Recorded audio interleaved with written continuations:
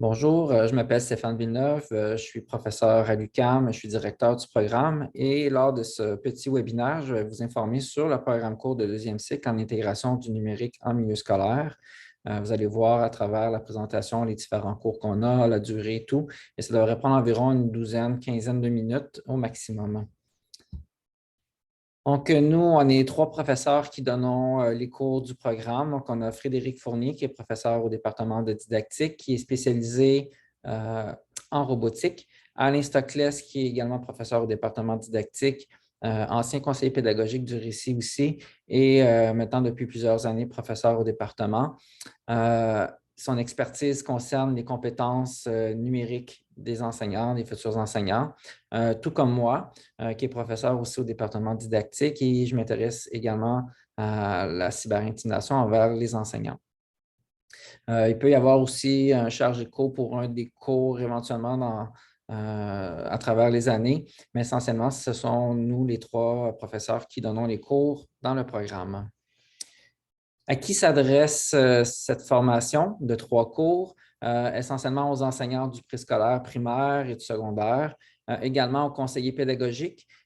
Il peut y avoir aussi des étudiants qui vont choisir un cours en option et vont prendre un cours du programme. Donc, c'est même arrivé dès la première session, on avait un étudiant qui était à la maîtrise en enseignement. Et ça fait un beau mélange, en fait. Ça permet de partager des expertises aussi avec des enseignants qui font une maîtrise en éducation. Et ça peut être aussi d'autres acteurs de l'enseignement préscolaire, primaire et secondaire qui sont intéressés au numérique en éducation. Nous, on évalue les dossiers là, cas par cas et par la suite, mais suite au dossier scolaire, il y a certains critères de base aussi qu'on doit respecter. Par la suite, les admissions sont décidées. Un des buts de ce programme-là, c'est de développer vraiment une perspective critique et scientifique. On entend beaucoup parler de l'intégration du numérique depuis plusieurs années. On l'a vécu, je dirais, de plein fouet avec la pandémie. Et maintenant, on retourne tranquillement vers la normale. Et on a des choses, je dirais, à réfléchir sur l'intégration de la technologie, jusqu'à quel niveau on doit l'intégrer, est-ce que c'est souhaitable partout? C'est plein de sujets comme ça qu'on peut discuter. Développer des aptitudes aussi dans l'intégration d'outils numériques, que ce soit en présence ou à distance, parce que c'est possible qu'éventuellement on soit amené à peut-être continuer d'enseigner à distance dans un futur proche ou éloigné. On ne l'espère pas, mais c'est des choses qui sont possibles. Évaluer l'impact direct de votre intégration numérique dans vos classes. Donc, vous allez voir à partir des cours qu'on a, il y a certains cours qui vous permettent d'évaluer vraiment l'efficacité de votre intégration de la technologie. Et également se mettre à jour à partir du cadre de référence de la compétence numérique là, que je vais vous présenter dans quelques instants. Tout ça a fait en sorte qu'une fois qu'on a vécu ces trois cours-là, vraiment, vous allez être des personnes ressources dans votre milieu au niveau de l'intégration de la technologie parce qu'on voit vraiment de tout à l'intérieur de ces trois cours-là.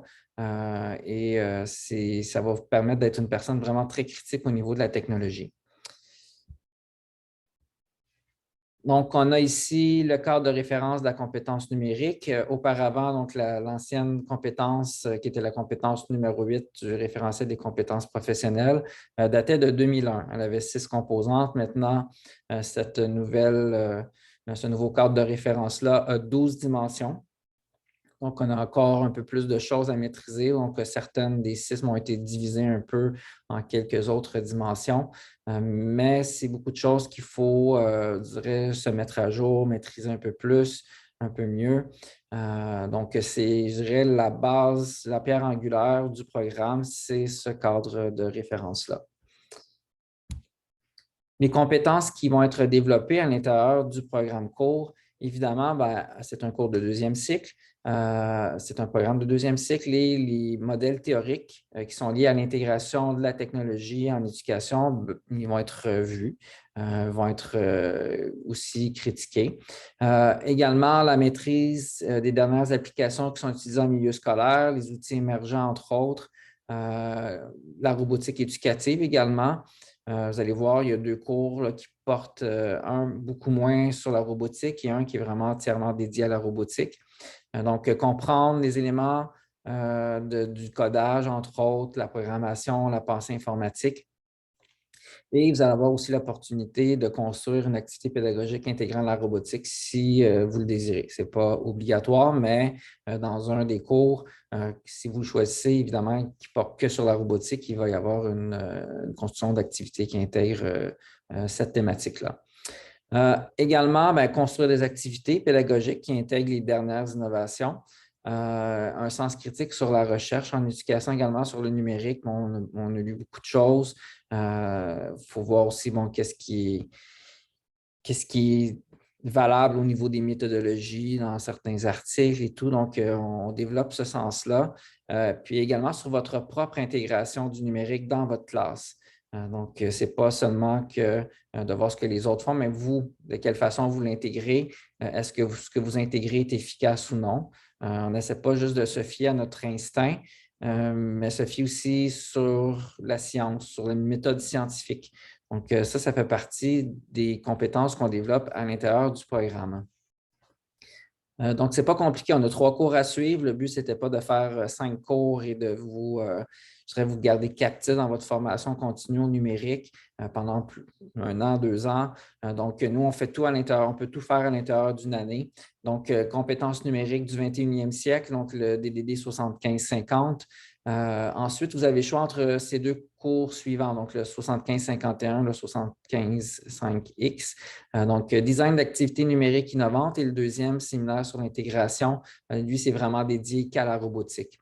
Et le 3e cours, séminaire, qui est un projet de création pédago-numérique, où vraiment on évalue dans sa propre salle de classe une activité qu'on a développée à l'intérieur d'un des cours ou une toute autre activité ou quelque chose que vous avez déjà mis en place qui intègre le numérique, mais que vous avez des doutes sur l'efficacité et que vous voulez évaluer d'une façon rigoureuse et scientifique et vous allez voir si, par exemple, ça augmente l'apprentissage de vos élèves, est-ce que ça le diminue ou c'est neutre comparativement à quelque chose qui est fait de façon plus traditionnelle.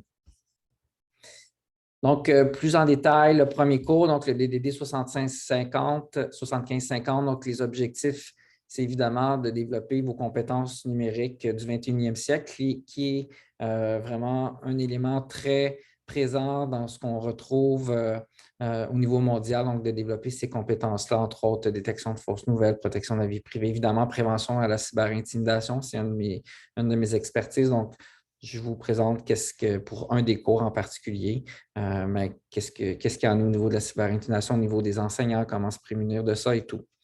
Au niveau du contenu, dans le premier cours, c'est un beau mélange entre la théorie et la pratique. Donc, j'essaie de faire un cours une semaine plus théorique, une autre semaine plus pratique, varier un peu le contenu pour pas que ça soit que du théorique pour une partie de la session et ensuite que du pratique. Donc, on mêle les deux pour qu'on assimile aussi, qu'on ait le temps d'assimiler ce qu'on a vu au niveau théorique.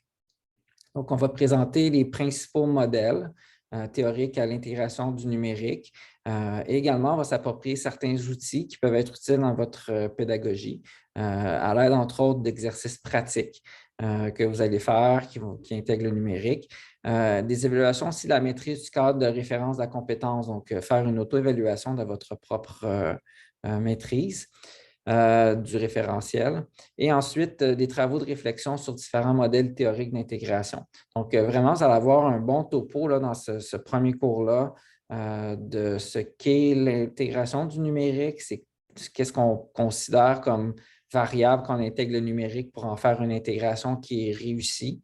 Et voilà, donc ça jette les bases sur le premier cours du programme. Ensuite, le deuxième cours, qui est le DDD 75-51, qui s'appelle Design d'activités numériques innovantes. Là, on est les 3 professeurs à donner le cours, donc on donne à peu près chacun un tiers du cours. Moi, je donne le premier. Ensuite, j'interviens dans un tiers du deuxième cours. Et les objectifs de ce cours-là, c'est vraiment développer, entre autres, une activité pédagogique là, qui intègre le numérique. on essaie de voir au niveau des outils émergents. Donc, qu'est-ce qui existe là qu'on entend moins parler et c'est quoi un outil émergent pour chaque personne? Ça peut être différent, le concept d'émergence. Donc, ça peut être émergent selon nos compétences aussi numériques. Développer des compétences de base en codage. Donc, avec la robotique, donc on est équipé avec des robots, tous les kits là, qui sont possibles. On a ça aussi à l'UQAM. Vous pouvez les emprunter ou emprunter le matériel de l'école également. Donc, on apprend à coder. C'est juste une partie du cours. Hein. Ce n'est pas l'entièreté du cours qui porte sur le codage. Ce n'est qu'une petite partie. À l'intérieur de ce cours-là, même dans la cohorte actuelle qu'on a, on a des gens en arts plastiques, en français, qui ont fait des activités de codage vraiment très intéressantes. Ça va être partagé aussi par la suite sur le site du programme. Donc, les activités qui vont avoir été évaluées de façon avec une méthode scientifique, voir les retombées que ça a. Mais tout ça va être partagé. Donc, le but aussi, c'est à travers les différents travaux du dernier cours, du programme, mais c'est de partager le tout et non de consulter seulement que des activités sans qu'il y ait eu vraiment des fois des évaluations plus approfondies qui ont été faites. Et maîtriser aussi les principes du design pédagogique. Donc, on a une petite partie du cours également qui porte sur le design pédagogique, évidemment, dans le but de créer des activités qui intègrent le numérique.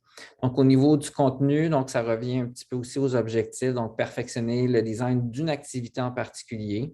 Vous allez développer aussi votre pensée critique sur vos différentes productions et celles de vos pairs et vous initier aussi au codage créatif, la robotique pédagogique. Donc, on n'a pas besoin d'avoir de base là, en codage. Il y a des gens qui n'ont jamais vu ça. Entre autres, on peut parler de Scratch et d'autres logiciels, mais c'est des gens qui souvent n'ont jamais vu ce qui est Scratch et ont fini par faire des activités avec du codage vraiment très, très intéressantes.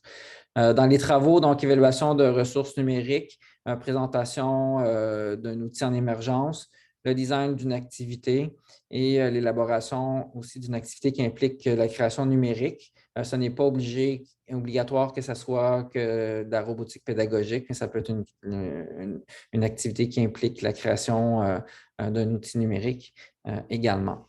Donc, évidemment, tout ça dans des pourcentages différents.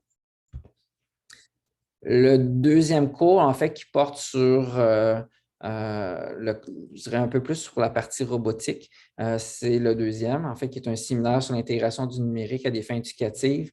Mais la thématique du séminaire, c'est essentiellement sur la fabrication dans des espaces collaboratifs, donc les Fab Labs.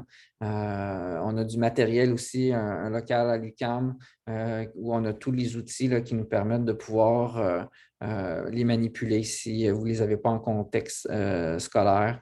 Donc, vraiment, c'est de développer votre compétence en robotique pédagogique.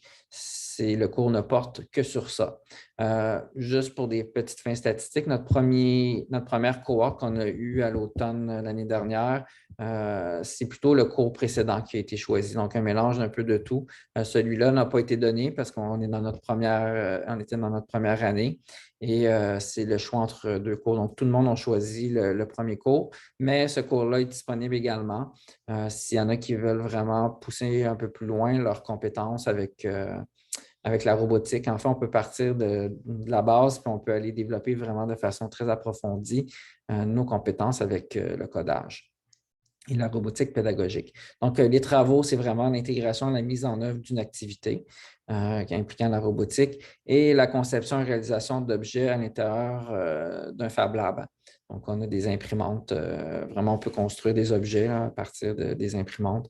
Donc, ça, c'est mon collègue Frédéric Fournier qui donne ce cours-là. Il y a également aussi possibilité de charger de cours. Il y en a qui sont des étudiants au doctorat spécialisés vraiment en robotique qui pourraient donner ce genre de cours-là également. Et enfin, le dernier cours, donc le 75-53, c'est un séminaire, donc un projet de création pédago-numérique.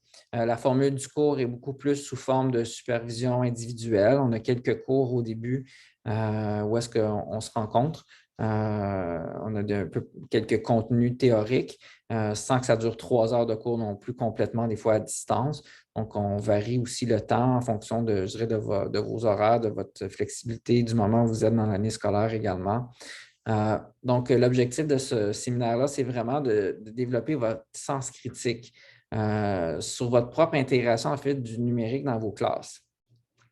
Donc, le travail principal, c'est vraiment à partir d'une activité que vous avez créée déjà ou que vous voulez approfondir, ou l'activité qui a été créée, développée à l'intérieur du deuxième cours, mais vous pouvez continuer de la développer à l'intérieur de ce cours-là et de l'évaluer dans votre classe. Ça peut être aussi dans la classe d'un collègue. Donc, il y a plusieurs options. C'est très, très malléable et flexible comme type je dirais, de travail d'intervention qu'on fait à l'intérieur du cours, mais je dirais que la majorité, c'est à partir d'une activité qui est faite en classe. Mais il y a des adaptations aux travaux là, qui sont faites sans problème. J'ai des gens qui ont déjà terminé leur carrière et qui suivent le cours vraiment pour d'autres domaines ou d'autres contextes et pour qui on adapte les travaux aussi. Donc, il y a vraiment une très, très grande flexibilité à l'intérieur du programme. Donc, vous êtes un peu initié à la recherche aussi, un peu, je dirais quand même de façon importante à l'intérieur de ce cours-là.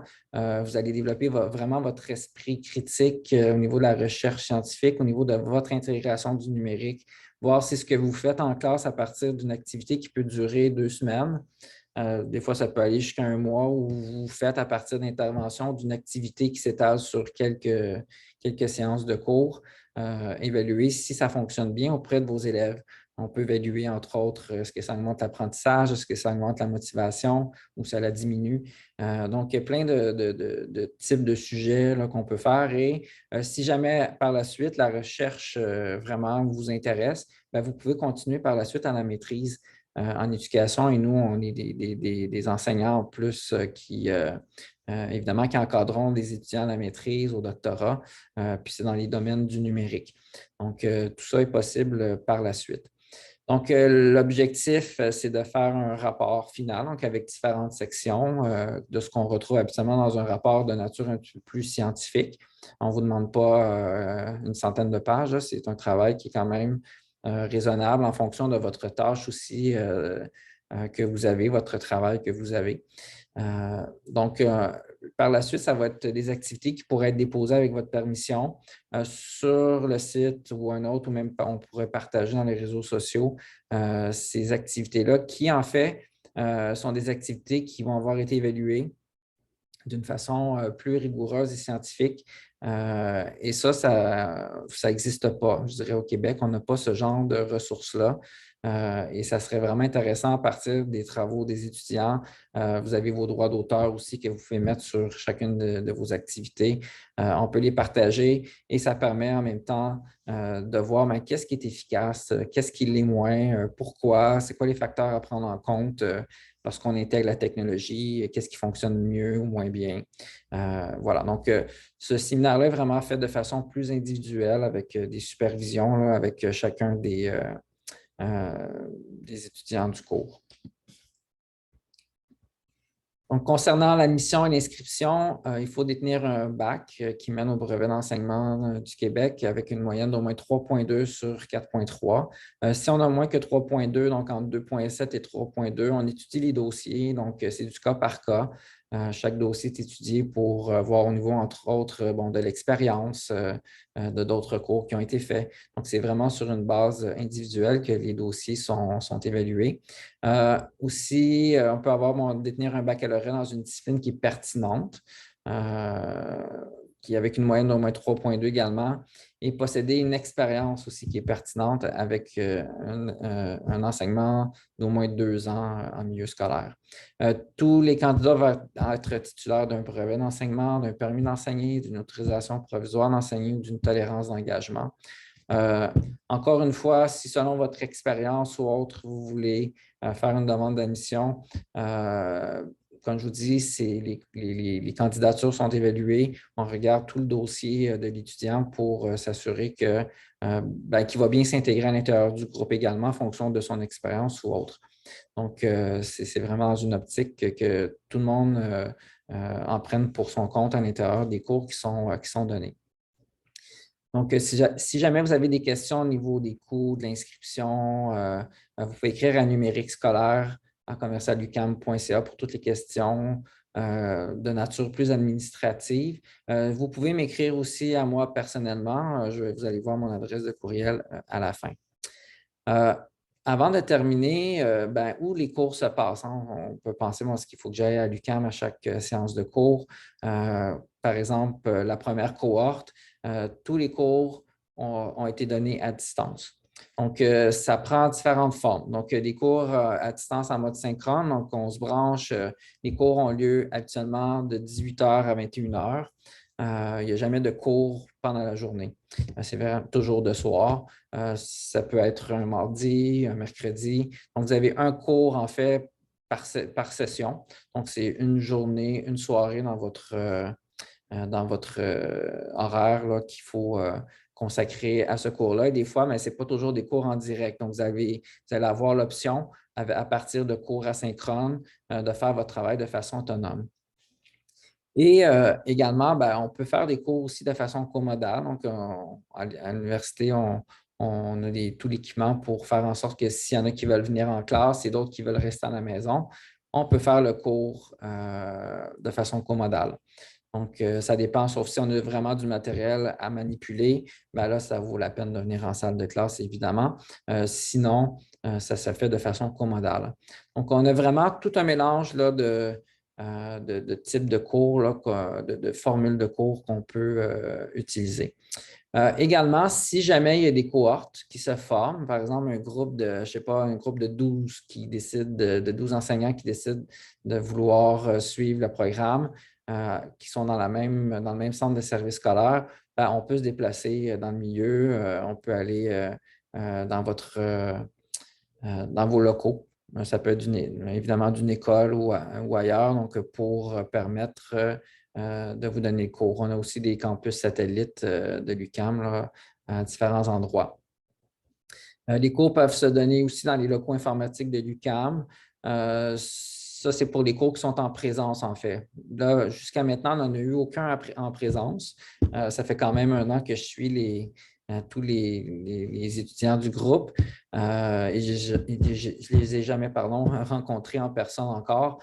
Donc, comme je vous dis, le programme peut se faire entièrement à distance et c'est des choses qui vont être discutées à l'intérieur du groupe lors du premier cours pour voir qu'est-ce qui intéresse le plus. Je dirais qu'une façon de le faire intéressante, c'est hybride. Donc, il peut y avoir quelques cours en présence et ensuite, beaucoup de choses se font à distance. Et à partir de l'encadrement qu'on vous offre, c'est facile de le faire par Zoom ou d'autres plateformes. Donc, pensez qu'on a vraiment une très grande flexibilité au niveau d'équipe de profs. Donc, on est conscient de la charge de travail que vous avez comme enseignante et enseignant. Donc, on est très flexible. Le but, ce n'est pas de faire une compétition avec les autres étudiants du groupe au niveau des notes. C'est vraiment dans le but de faire une formation continue qui va être profitable pour vous. Donc, lorsque vous avez des délais quelconques, vous dites je ne peux pas remettre le travail à telle date, on peut remettre le travail un peu plus tard. On s'arrange avec le prof et il n'y a aucun problème pour ça. Donc, c'est vraiment dans le but de répondre à vos besoins le plus possible et non de vous dire vous n'avez pas remis le travail à la date, vous avez 0. Donc, non, c'est vraiment dans le but de profiter de votre formation et de faire en sorte que vous aimiez ce que vous allez faire comme formation. Alors, les dates limites pour soumettre une demande d'admission, donc pour la session d'hiver, donc il nous reste encore quelques temps là, jusqu'au 1er décembre. Donc, la date limite, c'est le 1er décembre pour soumettre une demande d'admission. Et pour la session d'automne, c'est le 1er août. Donc, pour qu'on commence à l'automne vers le début septembre. Alors, si jamais vous avez des questions, n'hésitez pas soit à m'écrire. Donc, vous avez les adresses ici. Si vous avez des particularités concernant les autres cours, les 3 cours que j'ai présentés, vous pouvez écrire aussi à l'un des 2 autres professeurs du programme. Mais essentiellement, c'est à partir de moi ou un numérique scolaire en commercial.ucam.ca pour poser des questions à l'agente des dossiers étudiants. Donc, là-dessus, n'hésitez pas à partager le mot auprès de vos collègues et j'espère vous revoir, mais pas vous revoir, mais vous voir à l'intérieur de nos cours prochainement. Merci.